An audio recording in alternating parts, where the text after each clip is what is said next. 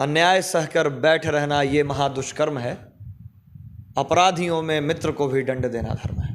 2012 में जब ये हत्या हो गई, सीबीआई को जब जांच सौंपा गया, क्योंकि पुलिस पर भरोसा लोगों को नहीं था उस वक्त। जिस सरकार के बिना रजामंदी के मुखिया जी की हत्या करने की कोशिश कोई और नहीं कर सकता था। यहाँ तक कि लालू प्रसाद यादव जी भी इतने साल रहे सत्ता में, का नाम तो हर पार्टियां लेती हैं, हर लोग लेते हैं, हर उभरता हुआ नेता जो किसी जिसका महत्वाकांक्षा आगे राजनीति करने का होता है, जो पार्टी बनाता है शुरुआत में जाति के नाम पे या समाज के नाम पे, वो उनका नाम का इस्तेमाल ज़रूर करता है, उनके फ़ोटो का इस्तेमाल अपने बैनर पर ज़रूर करता है, लेकिन जब उनके बात आती है उनके लिए आवाज़ उठाने की, उनके विचारों की बात करने की, तो नदारत होते हैं। तो मुखिया जी को तब तक किसी ने हाथ लगाने की हिम्मत नहीं की जब तक वो अपने असली रूप में थे। लेकिन जैसे ही आदमी संत बन जाता है, जब आदमी सुमार्ग की ओर लगा उनको कि अब शांति आ गई है बिहार में, अब इसकी ज़रूरत नहीं है, समय के अनुसार परिवर्तन आवश्यक रहता है, उन्होंने अपना परिवर्तन लिया और तब लोग जो घात लगा कर बैठे हुए थे उन लोगों ने उनके साथ जो कुकर्म करवाया, उनकी हत्या हो गई। ओम नारायण जी 12 में लोन लेते हैं, 13 में सीबीआई के गवाह बनते हैं। 13 से आपकी सुरक्षा बढ़ा दी जाती है, आपको कहीं निकलना, क्योंकि आपके ऊपर 3-3 बार जानलेवा हमला हो जाता है। 3 महीना तो फिर भी कोई गुजारा कर लेगा, 10 सालों तक कोई अपना पूरा संपत्ति बेच भी देगा तो 10 साल तक बैठ कर खा सकता है। हर आदमी उतना अमीर नहीं है। तो समाज जो मुखिया जी से फलीभूत हुआ है, जो समाज जो मुखिया जी से प्रभावित हुआ है, जिस समाज ने मुखिया जी से फायदा उठाया है, उस समाज का दायित्व बनता था कि मुखिया जी को न्याय जब तक नहीं मिले तब तक उनका जो इकलौता गवाह जिसके बदौलत न्याय टिका हुआ है मुखिया जी की हत्या का, उसको बचा कर रखा जाए। समाज एक इतना हमारा दुर्भाग्य है हमारे इस समाज का कहें, या फिर इतना असंवेदनशील है ये समाज कि जैसे ही इसका काम निकल जाता है ये समाज आपको भूल जाता है। जानबूझकर ऐसे करवाया जा रहा है कि रोड पर इनका सुरक्षा हट जाएगा, गार्ड्स इनके पास है नहीं, मार दिए जाएंगे। हमने अब सुरक्षित स्थान पर इनको रखा है अपने पास कि आप लोग कुछ मदद करें, जो हमसे हो सका हमने किया, अभी भी कर रहे हैं। लेकिन समाज का भी तो दायित्व था। अकेला अमितांशु बस बेड़ा लेकर रखा है क्या? नहीं लेकर रखा है ना। हम समाज के नाते काम कर देते हैं कि मेरा जो मेरा दायित्व बनता है वो हमने पूरा किया, लेकिन हर व्यक्ति का उतना दायित्व है ना, हम एक्सेप्शन थोड़ी हैं। तो हर व्यक्ति अपने दायित्व से क्यों पीछे हट जाता है?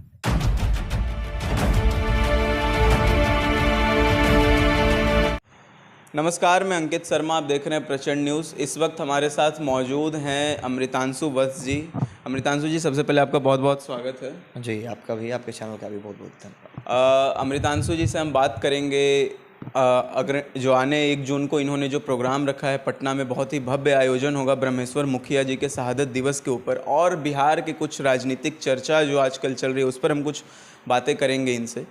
अमृतांशु जी, सबसे पहले ये बताइए कि 1 जून को ब्रह्मेश्वर मुखिया जी का आप शहादत दिवस पटना में आप लोग मनाने वाले हैं। रणवीर जो अखिल भारतीय राष्ट्रवादी किसान संगठन है, उसको किस प्रकार से, किस उपलक्ष्य में आप लोग इस चीज़ को इस बार इतने बड़े स्टेज पे बनाने का कर रहे हैं प्रयास? देखिए, एक्चुअली ब्रह्मेश्वर मुखिया जी का 11वां शहादत दिवस है। 1 दशक बीत गया है ना। और 1 दशक से हम उस व्यक्ति के न्याय की बात कर रहे हैं, इंतज़ार कर रहे हैं कि उसको न्याय मिलेगा, जिसने न जाने बिहार के कई गांवों को न्याय दिलवा दिया, कई लोगों को न्याय दिलवा दिया, कई माँ बहनों के साथ न्याय किया, पूरे राज्य के साथ न्याय किया। जब पूरे राज्य के साथ अन्याय हो रहा था 90 के दशक में, उस व्यक्ति को अपने खुद के न्याय के लिए आज 10 वर्षों से, 1 दशक से इंतज़ार करना पड़ रहा है। ये इसको दुर्भाग्य कहिए बिहार का, या अब जो कहें। इसलिए बहुत दिन से लोग, हम देख रहे थे कि उनका नाम तो हर पार्टियां लेती हैं, हर लोग लेते हैं, हर उभरता हुआ नेता जो किसी जिसका महत्वाकांक्षा आगे राजनीति करने का होता है, जो पार्टी बनाता है शुरुआत में जाति के नाम पे या समाज के नाम पे, वो उनका नाम का इस्तेमाल ज़रूर करता है, उनके फ़ोटो का इस्तेमाल अपने बैनर पर ज़रूर करता है, लेकिन जब उनके बात आती है उनके लिए आवाज़ उठाने की, उनके विचारों की बात करने की, तो नदारत होते हैं सब लोग। लेकिन कुछ विपक्षी पार्टियां हैं, कुछ हैं जो कहते हैं कि उन्होंने तो दलितों का नरसंहार किया है समूचे बिहार में, मगध क्षेत्र में। कुछ पार्टियां कहती हैं कि दलितों का नरसंहार हुआ। तो देखिए, कोई ना कोई तो मारा जाएगा। जब प्रतिरोध होता है, बात समझिए, जब प्रतिरोध होता है, सेना या ब्रह्मेश्वर मुखिया 94 के बाद अस्तित्व में आए थे। 1994 4 अक्टूबर 1994, ठीक है। उसके पहले लगभग 75-77 से नरसंहार हो रहे थे। बेलछी नरसंहार पासवानों का हुआ था, जिसमें इंदिरा गांधी को नालंदा हाथी पर चढ़ कर आना पड़ा था। उस वक्त क्या किसने नरसंहार किया था? ब्रह्मेश्वर मुखिया तो नहीं थे, कोई सवर्ण तो नहीं था। नरसंहार हुआ था कुर्मी और पासवानों के बीच में, जिसमें पासवान जाति के 8 लोग मारे गए थे। तो नरसंहार पहले भी हो रहे थे बिहार में, और जातीय नरसंहार नहीं चल रहे थे, उसमें हमारा कोई इन्वॉल्वमेंट उस समय नहीं था। ब्रह्मेश्वर मुखिया पर आरोप लगता है जब 92 में 12 नरसंहार हो गया, उसके पहले डोहिया हो गया, उसके पहले भी कई नरसंहार सवर्णों के हो गए, दलील चक बघौरा हो गया। तो बाकी लोग मान सकते हैं कि हाथ पर हाथ धर के अपने मरने का इंतजार कर रहे थे, या लोग करते हैं। हर व्यक्ति नहीं करता है, सबका खून पानी नहीं हुआ। कुछ ऐसे भी व्यक्ति होते हैं जो प्रतिकार करने की क्षमता रखते हैं। भागवत में श्री कृष्ण ने कहा कि अन्याय करना जितना दोष माना जाता है अन्याय का, उतना ही अन्याय सहने वाला भी दोषी होता है जी। एक कहावत है, एक लाइन था कि अन्याय सहकर बैठ रहना ये महादुष्कर्म है, अपराधियों में मित्र को भी दंड देना धर्म है। तो जब अन्याय हो रहा है और उसका आप जानते हुए कि आप शायद कुछ कर सकते हैं, और उसके बाद भी आप चुप बैठे रहें, लोगों के साथ गलत होते देखें, तो फिर आप कायर और दुर्बल की श्रेणी में आ जाते हैं। मुखिया जी ने वही उसका प्रतिकार किया। उन्होंने किसानों को के अंदर एक ज्वाला प्रज्वलित की, ये कहते हुए कि आप लड़ सकते हैं। आपने बात कही किसानों की, लेकिन आज कहा जाता मुखिया जी को एक जाति तक समेट कर रख दिया गया है। गलत बात है। हम इसी का प्रतिकार करते हैं। हम हमेशा कहते हैं लोग सेना को या मुखिया जी को एक जाति का बताने लगते हैं, जबकि मुखिया जी को वही लोग, और खासकर वही लोग बताते हैं जिनका मुखिया जी से कोई संबंध नहीं रहा है, जिन्होंने कभी मुखिया जी का प्रत्यक्षीकरण नहीं किया है, जिन्होंने कभी मुखिया जी के विचारों से को अपने अंदर समाहित करने की कोशिश नहीं की, जिन्होंने कभी मुखिया जी के विचारों को सुनने की कोशिश नहीं की, जो कभी उनके अगल बगल बैठे ही नहीं, वही लोग मुखिया जी पर, सेना पर सिर्फ एक जाति का ठप्पा लगाते हैं। अन्यथा हमने तो कभी एक जाति की बात नहीं की। हम हमेशा कहते हैं कि मुखिया सभी के थे। राजपूतों ने मुखिया जी को जितना सम्मान दिया, हम वोट की बात नहीं कर रहे, सम्मान जितना दिया, आज भी कई ऐसे राजपूत गांव हैं जहां अगर मुखिया जी के नाम पर आप चले जाते हैं तो आपको वीआईपी ट्रीटमेंट मिलने लगता है। ब्राह्मणों के कई ऐसे गांव हैं जहां मुखिया जी को बहुत इज्जत भाव से दिया जाता है, या उनके साथ या उनकी विचारधारा पर चलने वाले लोगों को बहुत इस नज़र से देखा जाता है कि आप बहुत ऊंचे श्रेणी के हैं। तो मुखिया जी को ज़बरदस्ती एक जाति दे, किसान कोई एक जाति भर में नहीं है, ज़मीन सिर्फ एक जाति के पास नहीं है, ठीक है। ज़मीन आपके पास भी है, भूमियारों के पास भी है, ज़मीन राजपूतों के पास भी है, ज़मीन ब्राह्मणों के पास भी है, ज़मीन अगर मधेपुरा सुपौल चले जाए तो यादवों के पास भी है, पटना में अगर चले जाए तो यादवों के पास भी है, ज़मीन कुर्मियों के पास भी है। ज़मीन हर व्यक्ति के पास है, किसी के पास कम है, किसी के पास ज़्यादा है। क्या भूमियारों में ज़मीन क्या किसी के पास कट्ठा नहीं है? कितने ऐसे भूमियार हैं जिनके पास एक कट्ठा ज़मीन नहीं है? कई ऐसे भूमियार हैं जिनके पास ज़रूरत से ज़्यादा ज़मीन है। हर जाति में है। मुखिया जी ने किसानों की बात की, कभी भी भूमियारों की बात नहीं की। किसान नेता कहे जाते हैं मुखिया जी। हर उस गांव में उनका अड्डा रहा है जहां किसान प्रताड़ित थे, जहां माले ने झंडा गाड़ दिया। मुखिया जी का समर्थन मुसलमानों ने भी किया। जो शेख पठान जितने मुसलमान थे पलामू तक के, उन लोगों ने मुखिया जी का समर्थन किया, क्योंकि उनके साथ गलत हो रहा था, उनके भी ज़मीनों में झंडे गाड़ दिए जा रहे थे। तो जो भी प्रताड़ित था उस वक्त, क्योंकि सरकार आपके अगेंस्ट थी, क्योंकि प्रशासन आपका साथ नहीं दे रहा था, तो मुखिया जी से जो भी प्रभावित था या जिसे भी ज़रूरत थी उसने मुखिया जी का साथ दिया।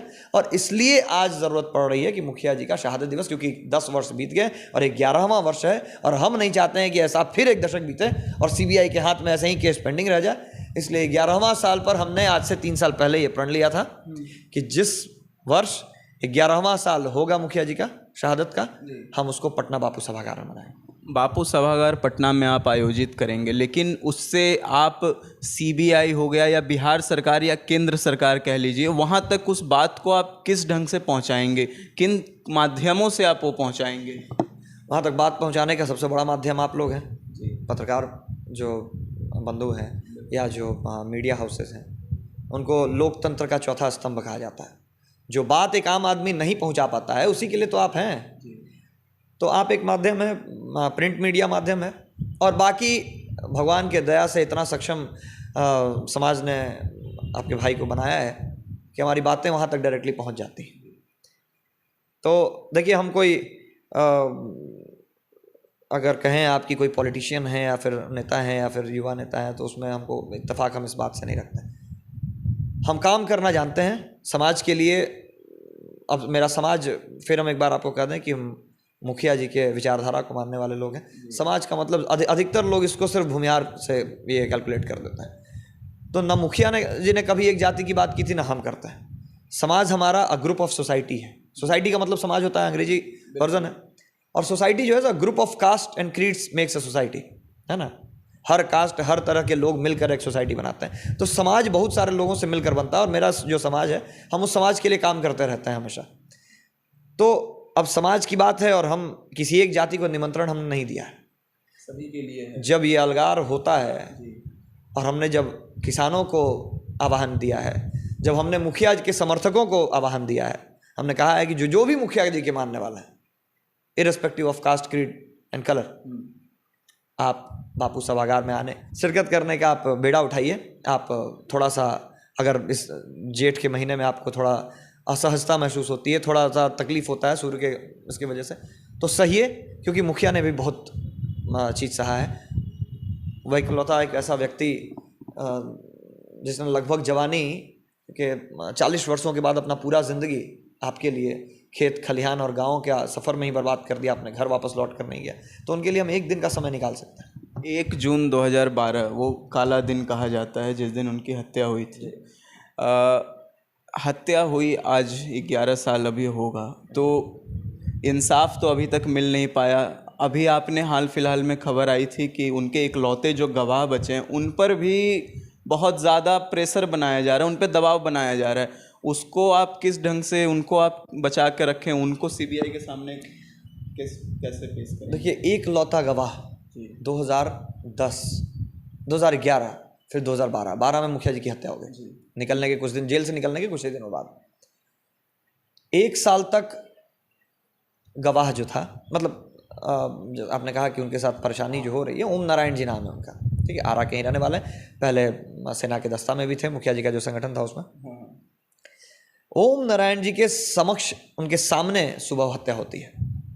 जब वो वहाँ पहुँचे हुए होते हैं, चश्मदीद गवाह हैं, अचानक से कुछ लोग आते हैं और ये हो जाता है। मुखिया जी टहल रहे होते हैं सुबह मॉर्निंग वॉक पर।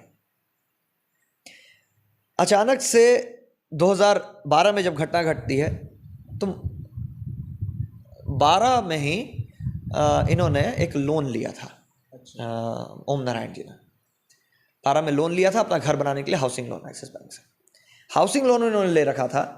2012 में जब ये हत्या हो गई, सीबीआई को जब जांच सौंपा गया, पुलिस, क्योंकि पुलिस पर भरोसा लोगों को नहीं था उस वक्त, जिस सरकार के बिना रजामंदी के मुखिया जी की हत्या करने की कोशिश कोई और नहीं कर सकता था। यहाँ तक कि लालू प्रसाद यादव जी भी इतने साल रहे सत्ता में, और उनके रीजन सीबीआई की स्वयं मांग, खुद से मांग की थी, और वो उतने सालों तक रहने के बाद भी उनके राज में मुखिया जी को कभी कुछ नहीं हुआ। ठीक है, मुखिया जी पर जब आरोप था 10 साल पहले तक, 2001 में जब वो अरेस्ट हुए थे, तब एक और मुखिया का चेहरा लोगों के पास आया था सामने, जब उनकी जो सरेंडर किया था उन्होंने। लेकिन जब मुखिया जी निकले थे जेल से, मुखिया जी का एक अलग प्रारूप आपको दिखता है, एकदम साधु की तरह, संत बन गए थे। तो मुखिया जी को तब तक किसी ने हाथ लगाने की हिम्मत नहीं की जब तक वो अपने असली रूप में थे। लेकिन जैसे ही आदमी संत बन जाता है, जब आदमी सुमार्ग की ओर लगा उनको कि अब शांति आ गई है बिहार में, अब इसकी ज़रूरत नहीं है, समय के अनुसार परिवर्तन आवश्यक रहता है, उन्होंने अपना परिवर्तन लिया, और तब लोग जो घात लगा कर बैठे हुए थे, उन लोगों ने उनके साथ जो कुकर्म करवाया, उनकी हत्या हो गई। ओम नारायण जी 12 में लोन लेते हैं, 13 में सीबीआई के गवाह बनते हैं, क्योंकि उस पुलिस को भी इन्होंने बताया कि हम चश्मदीद हैं। पुलिस ने कोई कार्रवाई नहीं की, मजबूरन लालू यादव जी के कहने पर, बाकी हम लोगों के मामले को उठाने पर, लगातार ये धरना देने पर सीबीआई को जांच सौंपी गई, तैयार हुई सीबीआई जांच करने के लिए। 13 में ये सीबीआई के गवाह बन गए। सीबीआई के गवाह बनने पर इनकी जिम्मेदारियां बढ़ गई, इनके ऊपर का खतरा बढ़ गया। अब जो आदमी 12 में लोन लेता है, मान लीजिए एक आम आदमी, एक आम किसान का हम बात करें, लोन किसको लेने की आवश्यकता? 12-13 लाख का लोन कौन लेगा? एक मिडिल क्लास व्यक्ति। आप लोन लेते हैं 12 में, और 13 से आपकी सुरक्षा बढ़ा दी जाती है, आपको कहीं निकलना, क्योंकि आपके ऊपर 3-3 बार जानलेवा हमला हो जाता है। सीबीआई इनको दिलासा देती है कि आप निश्चिंत रहिए, बस 3 महीने की बात है, 3 महीने में हम केस सॉल्व कर देंगे, 3 महीने आपको सिर्फ घर में रहना है, तो 3 महीने आपको कहीं निकलना नहीं है। 3 महीने तक की बेचारा जो भी आदमी का, जैसा लॉकडाउन में आपके पास जो कलेक्शन था, 2-3 महीने लॉकडाउन लगातार रिग्रेस रह गया था, तो जितना कमाया हुआ था लोगों ने उसको उपयोग किया, लेकिन एक सीमा होता है ना, जितना आप घर में रखे हुए हैं, आय का एक स्रोत बना रहता है तो आपका लगातार चला जाए। लेकिन जब आप आय का स्रोत कैसे रहेगा, आप तो एकदम पैक हो गए 3 महीना, नौकरी अगर होगा वो भी छूट जाएगा, सरकारी नौकरी है नहीं लोगों के पास, अगर आप कोई प्राइवेट बिजनेस कर रहे हैं 3 महीने आप लगातार घर में, तो वो भी ठप हो जाएगा। 3 महीने के बाद, 3 महीने के बजाय आज 10 साल हो गया, आपने 3 महीना कह के उनको घर में रखवाया। अब बताइए कि 3 महीना तो फिर भी कोई गुजारा कर लेगा, 10 सालों तक कोई अपना पूरा संपत्ति बेच भी देगा तो 10 साल तक बैठकर खा सकता है। हर आदमी उतना अमीर नहीं है। इन्होंने पहले ही अपनी बहन की शादी करने के लिए, इनके पास 3.5 बीघा जमीन था, 2.5 बीघा जमीन बेच दिया था, 1.5 बीघा बचा था, उसको बेचकर इन्होंने, क्योंकि वहाँ आरा में इन पर खतरा था, क्योंकि आरा के सबसे, शाहबाद के सबसे बाहुबली व्यक्ति के अगेंस्ट में इन्होंने गवाही दी है, तो इनको आरा छोड़ना पड़ गया, कोई उसके साथ टक्कर लेने के लिए तैयार नहीं होता। आरा छोड़कर उन्होंने अपनी सारी ज़मीन जायदाद बेचकर यहाँ शाहपुर में अपना घर बनाया और कुछ बैंक से लोन लिया। अब उसे चुकाने का जब समय था तो इन्हें सीबीआई का गवाह बना दिया गया। अब बताइए कि जब 10 साल तक, 3 महीना तो फिर भी आदमी मैनेज कर लेता, अब 10 साल तक अभी तक ये घर से निकल नहीं सकते हैं फ्रीली, निकलते हैं इनके ऊपर हमला हो जाता है। 3-3 बार तो हमला हो चुका, पेपर में आ गया, न्यूज़ में आ गया।